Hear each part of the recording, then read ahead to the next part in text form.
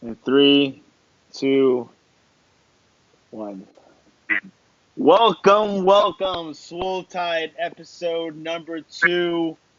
Episode one was a huge hit, great reviews. Now we're in episode two. Recap of what happened this past weekend, predictions, all Alabama episode. Justin, how you doing? What's going on, man? Great to be here for week number two of our show. So, Justin, tell me what you thought about the Tennessee match. Man, well, I like the final score.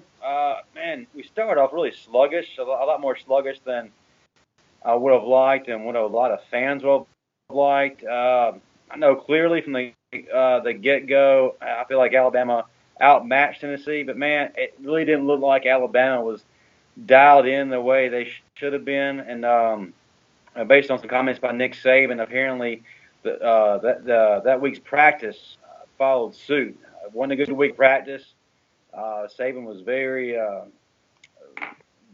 frustrated about how that went, and it carried over into the game. There seemed to be no fire. It felt like Alabama just expected to go in there, roll over Tennessee, get the victory, and then go into chill mode for the week off before playing LSU. Uh, it just kind of seems like everybody was kind of out of sorts after that first drive. First drive looked great. We just drove the ball down their throat. Had no problem doing anything. Capped a long, successful drive with Bo at the end. But after that, it's just kind of like we went into hibernation mode. I don't know how you classify it, but it just didn't seem like we were flowing. Didn't really have as big of a game from Damian Harris as I would have expected. It was more of a running back by committee type game, which is fine. I mean, it's to be expected. We got so many great backs. We definitely got to see a little bit more of Josh Jacobs, being the versatile player he is, catching passes out of the backfield, line up at slot, or carrying the ball. One thing I got to say about him, he really came with it, had a fire about him. So did Damon Harris. Man, as a matter of fact, Damon Harris at several points during the game was getting a little bit ticked off because he felt like he was the workhorse on some drives, only to be pulled out and let somebody else finish up the drive for him. So he didn't like any intensity. Love what I saw from him.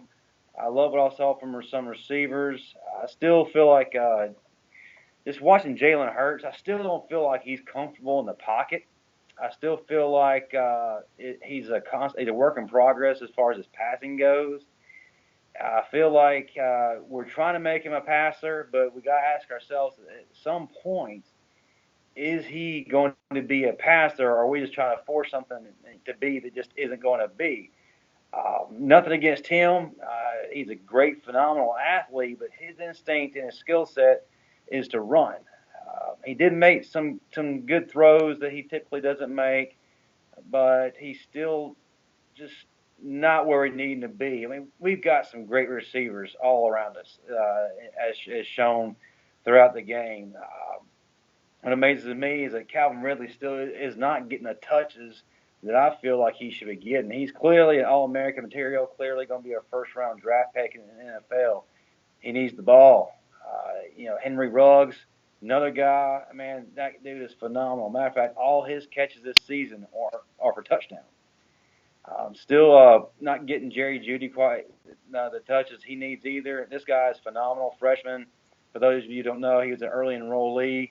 He has flashes of being a Calvin Ridley type, but also, from what I'm seeing, also has the ability to take it to a much higher level.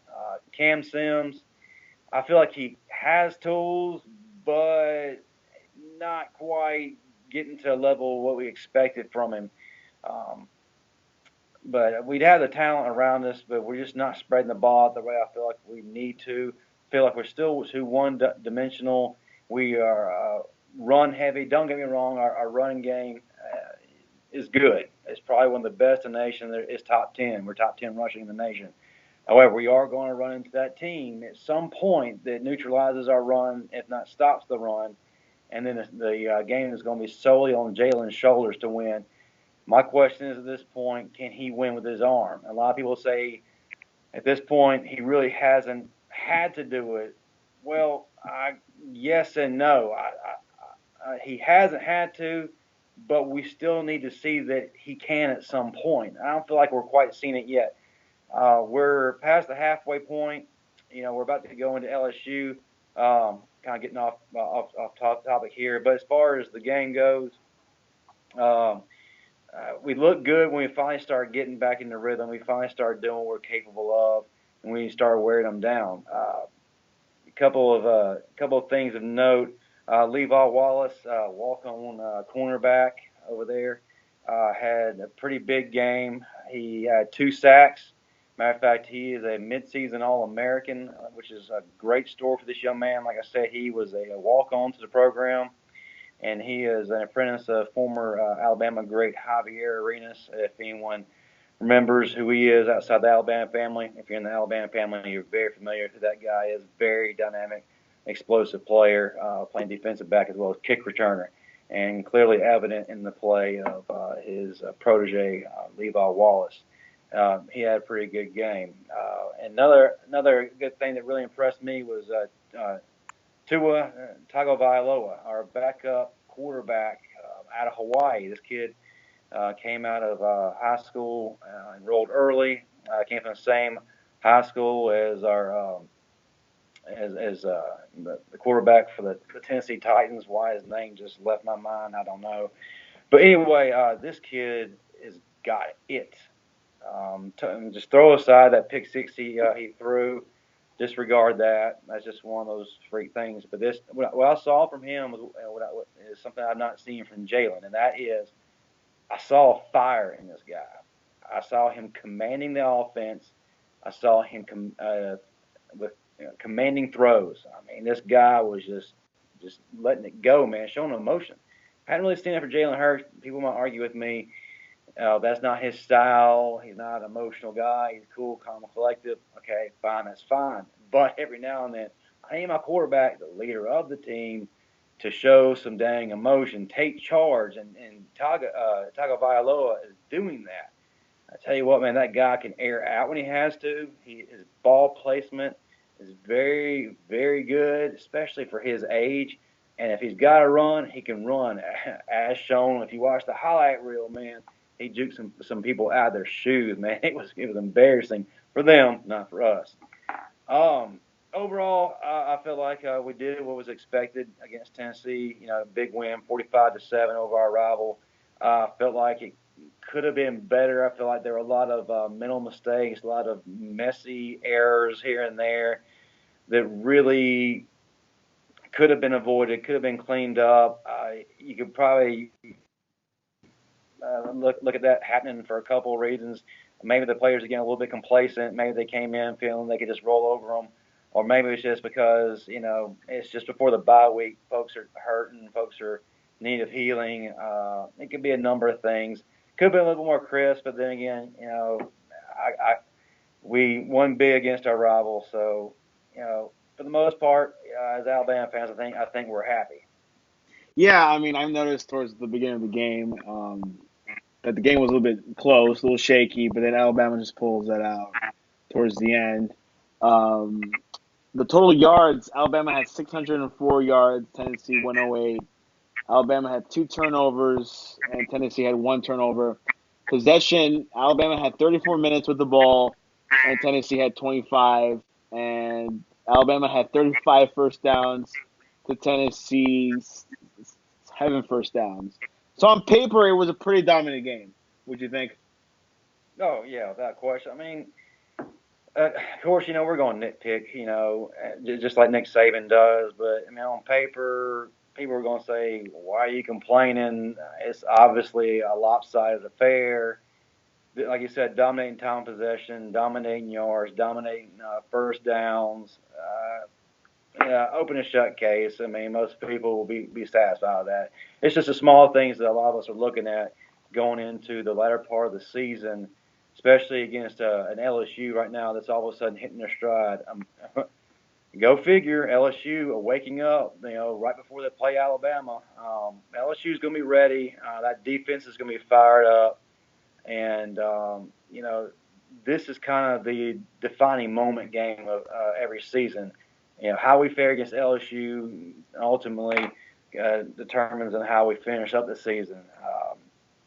And then, of course, after that, we got Mississippi State, who's kind of a tricky team, and then we got Bolton Mercer, Big and game. then we got huge game. Then we got Auburn. It's just this is a very critical point in the year. Everything you do at this point can make or break your season. If you slip up, if you go in there being complacent, if you go in there thinking you have it made, you could get caught from behind and be sitting there scratching your head what just happened, and you pull a Syracuse. This is not the Yeah. toughest schedule that I've seen from Alabama. This is not. This is a okay medium schedule. Would you think? To be quite honest, I mean, I am an SEC homer. I've been a pro SEC my entire life. But I will say this year the SEC is down. It's not quite as dominant as it normally is. Um, Clearly, right now, heads and tails, Alabama and Georgia are far away from anybody else. Um, no one's quite at that level yet. You got some people who are making some noise and have some decent records, but based on what we've seen, they're not the same, playing the same levels as Alabama or Georgia. But I mean, if you look at it, clearly both us and Georgia should finish the season without a problem. I remember back in the day where they were thinking the SEC should be an automatic semifinal for the national championship. Yeah, and that was a very good point. I mean, up until this season, you really could say that because there were several teams from top to bottom. Maybe not so much in the East. The East has really been kind of struggling here as of late, but the West has just been loaded with really good teams from top to bottom, um, and only a few plays away from really anybody in the Western Division coming out as a Western Division champion. It was that close as far as talent goes. But this year there is a separation for sure. But and back to the Tennessee game. Who was your MVP? Man, MVP. You mentioned Tuel Tagovailoa a lot, so he might be an Oh, MVP. well, I got to go. I got to go with Tua Tagovailoa, man. Came up on cleanup duty. Well, actually, not really cleanup duty. He was allowed to play with the first team for majority of the second half. It wasn't really until late in the game that Saban took the first team out and brought the second team in for him to operate with. So you were able to see what he could do with the first team. Tell you what, man. Aside from that pick six, like I mentioned earlier, what's really funny is when it happened, he went to Coach Saban on the sideline and apologized for throwing the interception. That was pretty humbling. But anyway, kids showing real poise, man. Uh, just throwing up some balls that honestly I'm not seeing Jalen throw, and they're connecting. Throwing with authority, his ability to either toss the ball or tuck it and run, decision making. Man, the kid's a total package. Just really impressed with what he's doing. And then on the other side of the ball, like I mentioned earlier, Levi Wallace, another outstanding game from a walk-on cornerback who's quite possibly playing his way into the NFL. Again, great story from him. So those are my two MVPs right now. Two MVPs, not just one. No, not just one. Who do we need to look for LSU? Who's the biggest threat? Who's the best star? Uh, Really, no one. Well, LSU, of course, on the offensive side of the ball, you got to look at Darius Geis. The guy this past week, I forgot what the numbers he put up against Ole Miss was, but it was pretty insane. Man, upwards of 250 plus rushing against Ole Miss. A matter of fact, the past couple of weeks, he all of a sudden has exploded under the scene. He had a slow start this season, I believe, because due to injury and some other things. I haven't really followed him as closely as I normally do, but these past several weeks where they've won against some big opponents, Geis has quietly managed to rush for 711 yards. So he coming into this season, he was a Heisman favorite, definitely a candidate, and a potential first round draft pick. So he's definitely one we need to watch out for. We need to follow him up and knock him off his cleats there. Alabama, of course, does have a little bit of a chip on her shoulder when it comes to him because he's one of those players who likes to run their mouth. And off season, he said that Alabama in this past game, the game from this previous year, was scared, and we played scared of him. Okay, buddy, you're about to see what scary is. No, but this guy's a phenomenal athlete. Aside from his smart mouth, got to keep him bottled up. Um, they have a good tandem of running backs that we kind of need to watch out for. As long as we can neutralize that running game, force the game into Etling's hands, I believe we will not have much of a problem. Defensively, LSU is going to be ready for it. A little bit thin than they'd like to be. Of course, Arden Key is one of their notable defensive players, future NFL guy. We're going to have to contain him. That defense is going to be hungry. They're going to be ready to play, and it's going to be tough for us to run against them. So we're going to have to get rushing yards and doses and just kind of and wear them down until we can eventually break the big run. Jalen's going to have to make good decisions in the pocket as well as looking at his receivers, making his reads, and really making the decision of whether he should run it or he should throw it. Definitely doesn't need to do the usual make one read. It's not there. Take off because LSU more than likely is going to have a spy on him, watching him the whole game. So I feel like Alabama's the better team, but this is a crazy rivalry, and if Alabama doesn't do what they're capable of, man, it can get kind of dicey. Yeah, and looking at LSU's schedule has been really interesting because they lose against Mississippi State 37-7, and then they lose against Troy, minnow team 24-21. Then they beat Florida by a point, and they beat Auburn and Mississippi. So you're right, they're becoming like stronger, been rolling, even though they've been losing. I mean against ridiculous teams, but this might be a true test for Alabama. I mean, Oh, without a doubt, it's a test every year, and ironically, this is kind of the same situation that we had last year rolling into the LSU game. LSU dropped two games they really shouldn't have. To the start of the season, they dropped a game against Wisconsin that they clearly should have won. Clearly were the better team. Had control of that game, just made dumb mistakes that cost them the game.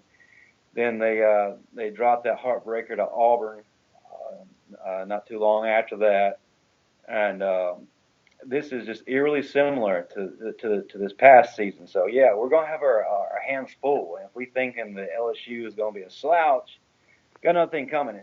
I don't care what the analysts say. I don't care what's on paper.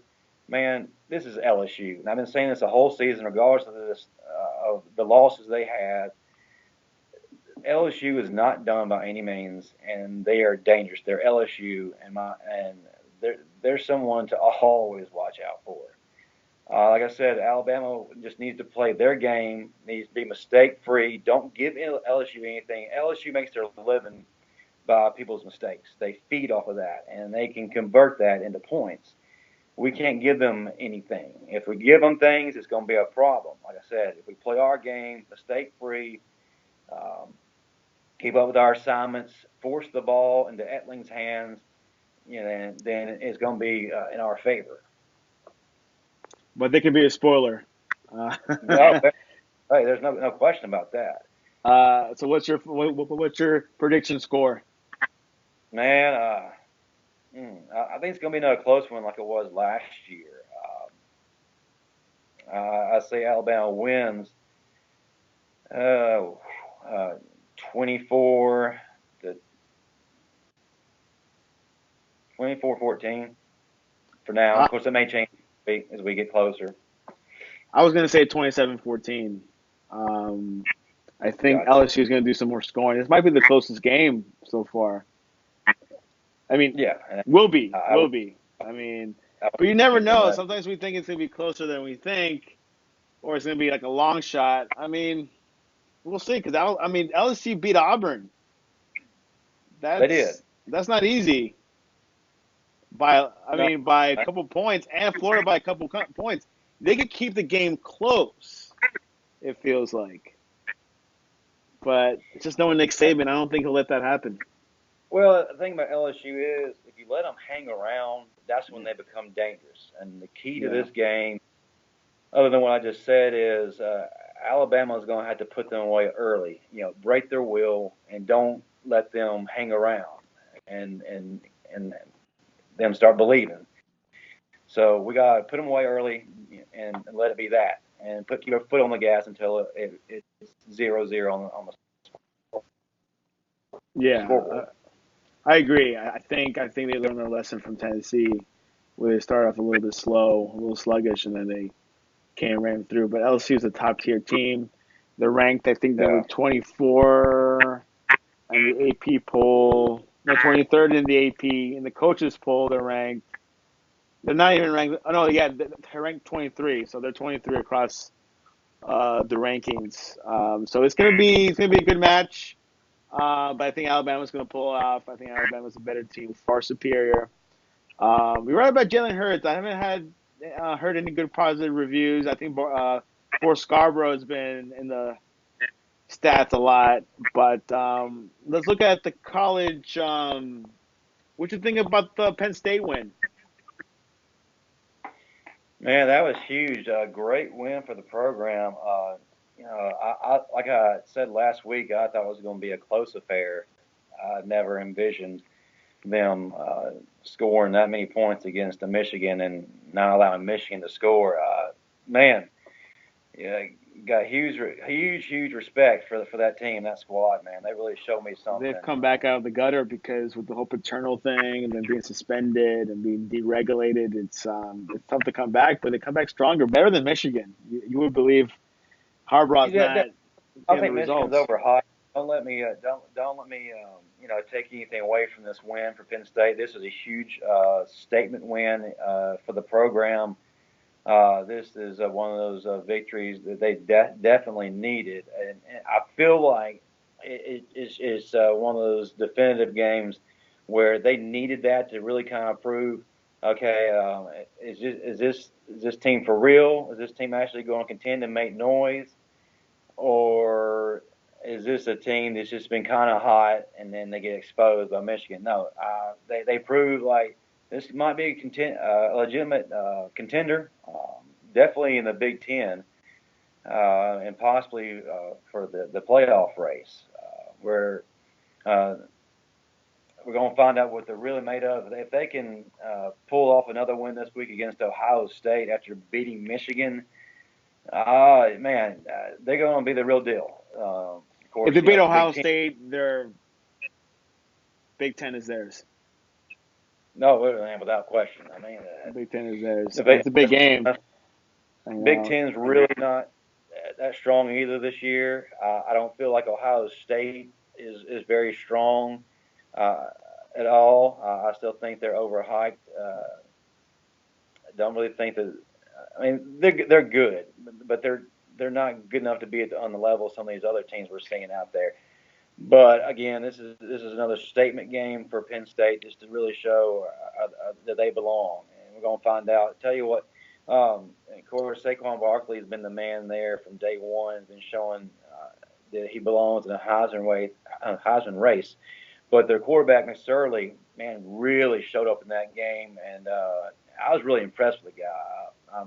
Up until that game, I thought he was an okay quarterback, but this is a guy that said, you know what, team, I'm taking you on my shoulders, and I'm going to make this happen. And he did, man. That's a tough kid.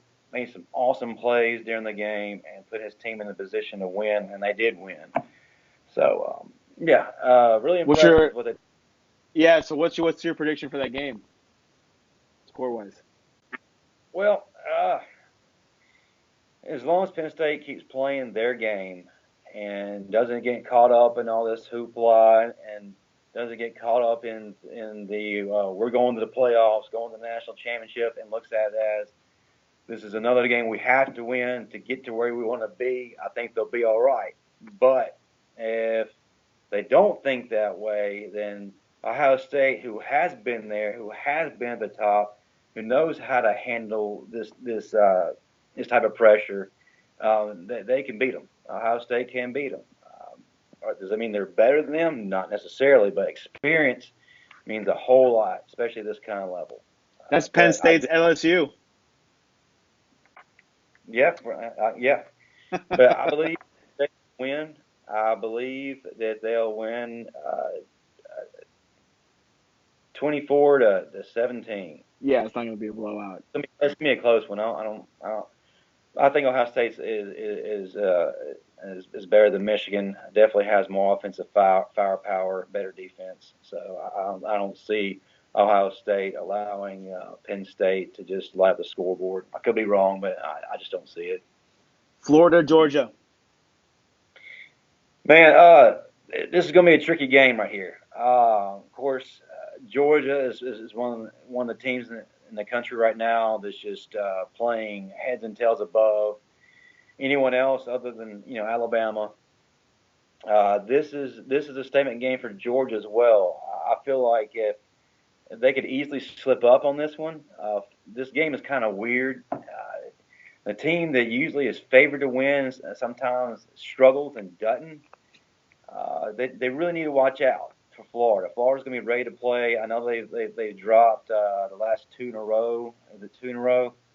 But that doesn't mean they're going to lay down. They're going to be playing tough. I still don't feel like they have it figured out in the quarterback situation to where they could beat Georgia. But I feel like if Georgia's making mistakes and not playing like they're capable of, Florida's going to capitalize because they're a very opportunistic defense. They got a strong defense, probably one of the best in the nation. It would be in the top five if they had any offense, so that they could actually get off the field. If they had an offense that they get them off the field, then you'd see a Florida defense that not many people could do anything against. I think it's going to be a close affair. I think Georgia has what it takes, but my question is, are they going to pull a Georgia? uh, Basically, what I mean by that is when Georgia is expected to do something big, they end up slipping somewhere and they blow it. Are they better now than that? Have they learned from their lessons? They learned the lessons? Have they matured? We'll find out. I tend to think so. Different coach than before. A big difference between Mark Richt and their current coach. Different mentality, and of course, the current coach is a former Saban assistant. So a lot of his coaching style comes from what Nick Saban teaches, and then I think he's got their mind right. I want to believe in Georgia. I want to see them get to the SEC title game and play Alabama, and possibly have an opportunity for two SEC teams to be in the playoff, which it could happen. Would love for it to happen. I, I don't know. This is going to be tough. I think this is one of those weird games that Florida could upset them. But I'm going to go with Georgia. I'm going to say Georgia 24, Florida 21. Let's say Georgia finished the season, ranked number 3, and they face Alabama for the SEC championship, and Alabama's number 1. If Alabama wins and Georgia loses, do they? I mean, does Georgia still make it to the playoffs, or? Well, it depends on a couple of things. One, of course, we're going to need some of those teams that are at or above them to lose. Oh wow! Above them to lose, of course. It's like a semifinal, pretty much. I mean, it's a playoff really game is. to the playoffs. It really is, man. But also the next thing is how do they lose, or how bad do they lose? Now, if Alabama wins convincingly, then no. But if it's a situation where it goes down to the wire, it's a 1, 2, 3 point win for Alabama, which makes it an instant classic. Then you really have to seriously consider putting Georgia in that fourth spot. So yeah, they could, It's but so tight. we're gonna need Penn State or possibly at the stands now TCU to lose. It also depends on Wisconsin, if number 5, is it undefeated. depends on if the other teams have a loss and who they lost to. Crazy formula out there, but Yeah, it is possible. it's very possible, and it's funny because Georgia still holds a lot of weight because they're SEC, but gosh, teams behind them. I mean, I'm looking at TCU number 4, Wisconsin's undefeated, Miami's undefeated. I mean, we'll see what happens. There's still 4 or 5 more games left to the Well, season I, starts I, will, ends. I will tell you right now, if Miami goes undefeated the rest of the way they're definitely in because they're going to be playing against some quality opponents, which is going to include a Clemson. So there's no argument there. Mm. Um, Now you just mentioned Wisconsin and possibly and then also TCU. The thing is about it's not just the SEC that's down this year. I feel like every conference, once you get past that one or two team in their conferences, there's a great separation between them and the other teams. So I really don't feel like there's a stronger conference than the other this season. So mm, it's gonna come into play when making decisions here.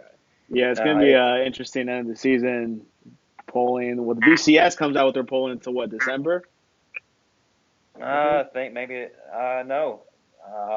It should be. I think in November. Correct me if I'm wrong. November-ish. Yeah, because December's wait, coming too close. And finally, Clemson versus Georgia Tech. What do you think about that game? Man, that's going to be a game to watch. This is Clemson's opportunity to bounce back. They either going to be kind of down or they're going to be pissed off. If they're pissed off, forgive me for my choice of words. If that's the Clemson team that shows up, man, Georgia Tech is about to get throttled. I feel like Clemson is still one of the best teams in the country, and they play like they're capable of playing. Everybody's healthy, especially at quarterback with Bryant. And Georgia Tech doesn't stand a chance, but it just kind of depends on how Clemson's going to be responding this week. Um, I like Clemson in this game. I like for them to win big. If they're not hitting on all cylinders, they could possibly lose. I don't see them losing to Georgia Tech, but I do see it being a lot closer than it should be. Wow, So, that is our predictions for this. I know there's tons of games going on this weekend, but we're picking uh, 3 or 4 games. one, Um, couple of more games of note, man. I definitely want to keep an eye on Notre Dame and North Carolina State. That's going to be a very interesting game. Notre Dame is getting hot right now. They're hitting the part of their schedule is quite horrendous. This is going to be another tough one. I mean, they blew out USC. Who saw that coming? Loved it. Didn't see it coming. that's right. But this North Carolina State's going to be it's going to be tough for them. North Carolina State's got a stingy defense, got a really good team. Great test for Notre Dame is every week they're going to have to prove themselves, and that they could quite possibly sneak in the playoffs too.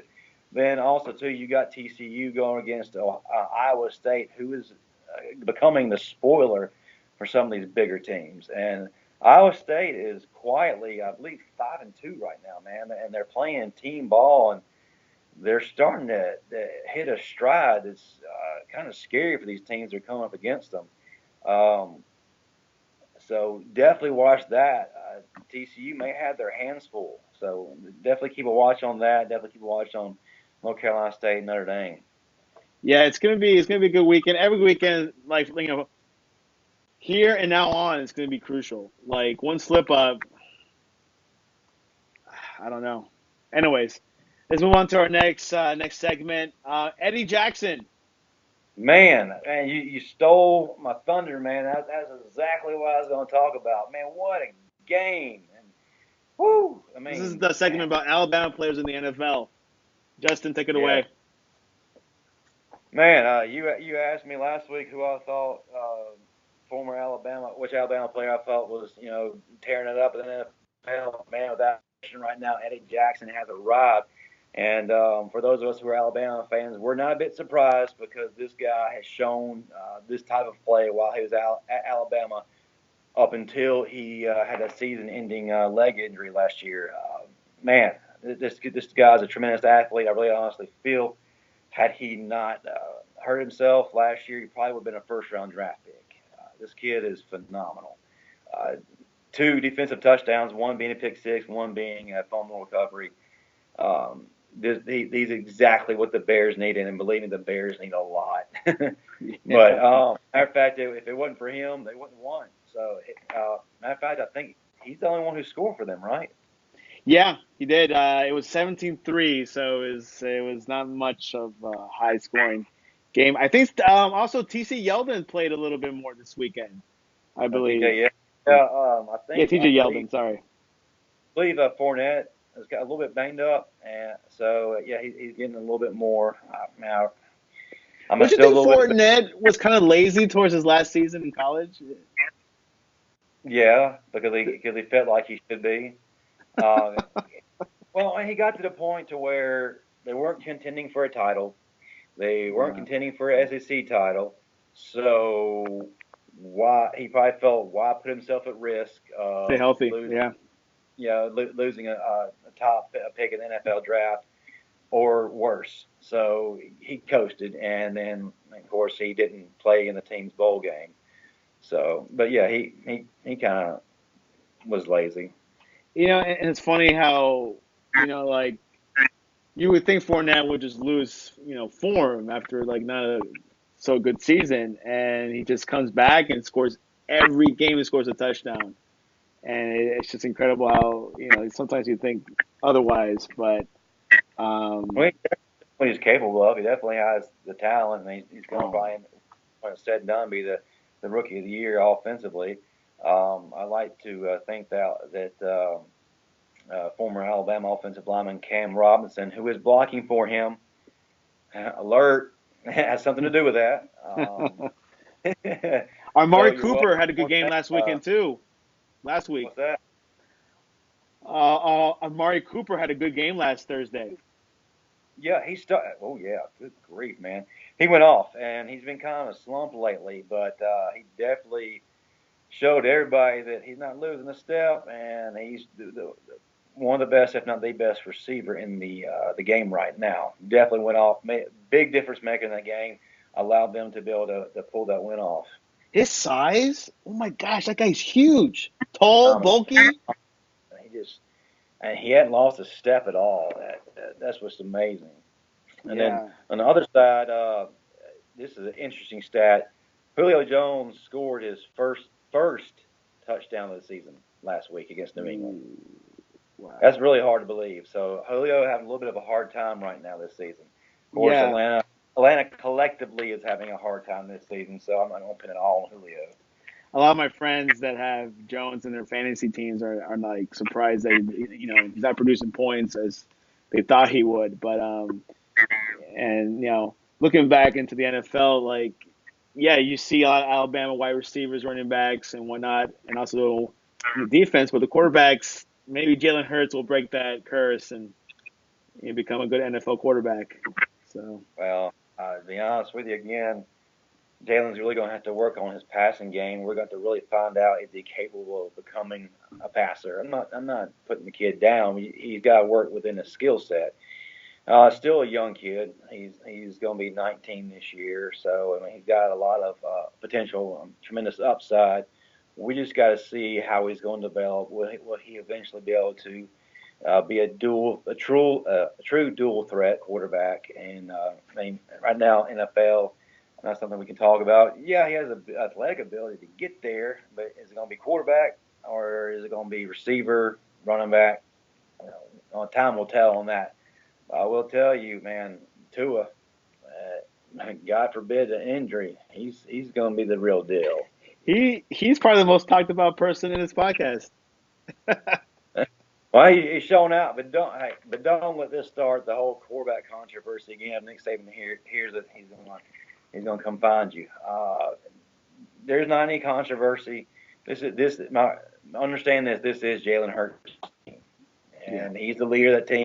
He has proved his stripes, man. As a freshman, got to a national title game. He is more than worthy of where he's at. Tua is the guy of the future. Tua understands that. I'm sure we'll eventually put some packages in to where we can include him more. But at the end of the day, when it's all said and done, this is Jalen's team. How far back do you think Alabama knew about Jalen Hurts? Middle school? Oh yeah, man, they had him on their radar for a long period of time, and that's one of the few things that Lane Kiffin got right. He got the quarterback that needed to break the tradition of what typical Alabama quarterbacks are, and that's just being pocket passers, not really mobile, game managers. We needed somebody that was going to be a game changer, a game breaker, who could manage the game, but also do a little bit more than just hand the ball off and occasionally make some throws when need be. This guy, he's truly a game changer, and he's definitely following the new wave of quarterbacks who are mobile and who can beat you deep as well as tuck the ball and run and beat you with their feet. That'd be an awesome job, just going to the back roads, going to the small towns, going to high schools you never heard of, and looking for talent. And that takes a lot of work and sweat. Without a doubt. The one thing I was reading this week, man, I've been saying this all season. Finally, Damian Harris is actually being talked about in the Heisman Trophy race. A little bit now, but he's being mentioned in the Heisman Trophy race. He has your vote. He's definitely got my vote, but everybody's acting like where'd this guy come from? We just found the guy. Man, we've had him here the whole time, but y'all's been so in love with with Saquon Barkley. I mean, he's good. Don't get me wrong. Everybody's been so enamored with USC's quarterback, which, like I said last week, I'm not impressed with the guy. But I mean, just kind of look at some stats here, man. Damian Harris right now has 697 yards rushing, averaging 8.6 yards per carry. 8.6 yards per carry. Now, Saquon Barkley does have just 60 more yards rushing, but he also has a lot more carries than Damian is getting. So Damian's putting up big numbers, but with a lot less carries. Here's an interesting stat, too. Barkley has been stopped behind the line 21.4% of the time. Damian Harris, however, has only been stopped behind the line 9.9% of the time. That's huge. So y'all need to jump on the Harris bandwagon. Who's your top three for Heisman right now? Definitely Saquon Barkley. He's arguably one of the best players in the nation right now. Baker Mayfield still putting up some really good numbers week in and week out. Definitely want to throw in Damian Harris as a three. Okay. Well, we'll probably tweak it up maybe towards the end of the season and see where it stands. Oh, yeah. We still got a month and a half left of football. So, yeah. Anyway, this has come to the end of the show. Any final words, Justin? Well, looking forward to this much-needed bye week for Alabama. We've had a lot of players have had some bumps and bruises, been banged up throughout the year, starting from the Florida State game. I feel like we got a little bit of wear and tear, so I feel like this is the perfect timing to get some rest and to heal, recover, and also too regain our focus and get our priorities back in order and truly learn from Saban, learn and listen to him what he's going to teach and coach us, and just be prepared for this LSU team that is out to disrupt our season. Because man, listen, it looks like Alabama is the clear runaway for the SEC West. No, Alabama's going to have to win every game here because if they drop a game, man, that means everybody's back in it. That means LSU. That means Auburn. So, uh, Mercer. it, well, aside from perennial powerhouse Mercer, Alabama can't afford to slip up. So we're going to have to play every game like we're playing for the title. Every game's a playing game at this point. Can't mess that up. Looking forward to seeing what we have coming up. I'm excited about it. Definitely a lot of good football left for us to watch. Guys, keep in mind they have a bye week this week. Alabama plays next week, November 4th. We were sounding like the game's this weekend. No, it's next week. This weekend, a couple of games to see. Georgia and Florida. I think that might be the biggest game of the weekend. Yeah, man, definitely got to watch Georgia and Florida. I think it's going to really be a make or break game for Georgia. Georgia pulls this off. Um, they're in great shape.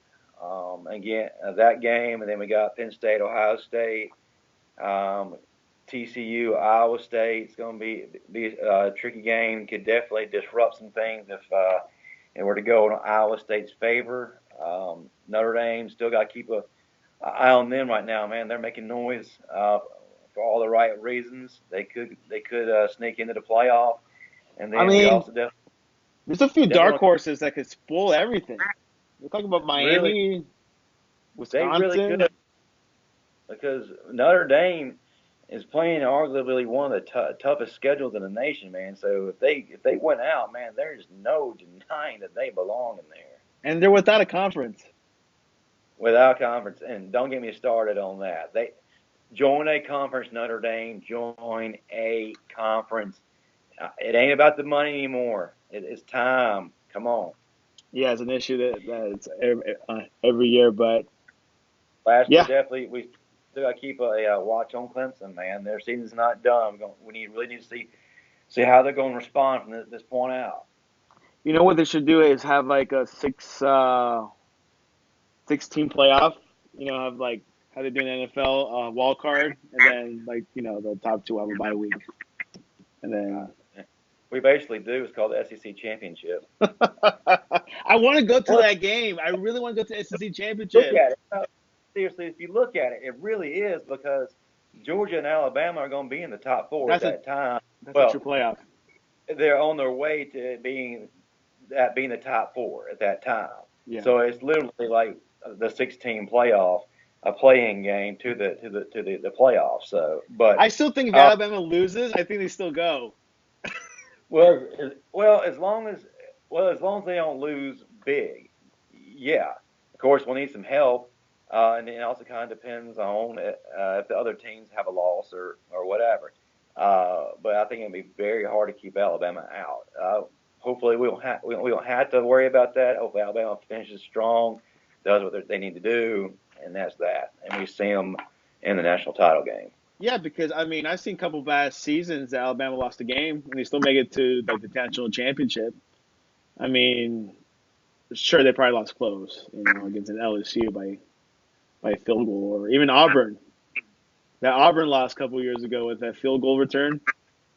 Uh, of course, they're going to bring in the Iron Bowl like they do every season. Let it go. It's done. We have won several games since then. How about we talk about that instead of this kick six nonsense? Good God. Die. Don't make my Okay, kick out. we gotta stop it here because I was gonna talk about more stuff. Bo Jackson. No, we'll save it until next Turn, week. turn me Episode off. 2 in the wraps. Yes, sir. Appreciate it. God bless and roll tide. Yes, sir. Roll Tide.